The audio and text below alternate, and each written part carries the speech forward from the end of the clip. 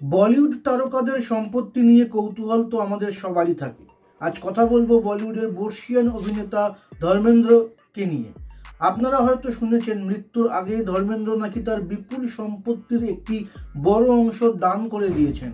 খামার বাড়ি, রেস্তোরাঁ, রিসর্ট সমেত কোটি কোটি টাকার মালিক ধর্মেন্দ্র কি তবে তার ছেলে মেয়ে অর্থাৎ সানি, ববি, ঈশা, অহনা দেওয়ালকে বঞ্চিত করলেন? আসলে পুরো খবরটা কিন্তু এমন নয়। সোশ্যাল মিডিয়ায় প্রকাশ ধর্মেন্দ্র তার পৈতৃক জমি দান করেছেন তার কাকার নাতি পুতিদের। কিন্তু কেন? জানা যায় তখন ধর্মেন্দ্র তার কেরিয়ারের শীর্ষে, একের পর এক হিট ছবি। কিন্তু পাঞ্জাবের লুধিয়ানা জেলার নাসরালিতে তার যে পৈতৃক জমি ছিল, শুটিংয়ের ব্যস্ততায় তিনি সেগুলোর দেখভাল করতে পারতেন না।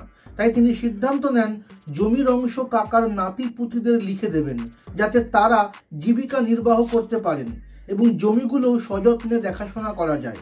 এই জমির আনুমানিক মূল্য কমপক্ষে 5 কোটি টাকা। ধর্মেন্দ্রর এই উদারতা এখনও তার গ্রামের মানুষ ভুলতে পারেননি। তার ভাগ্নে জানিয়েছেন, বিবাদ শুরুর আগেই মামা এই পদক্ষেপ নিয়েছিলেন।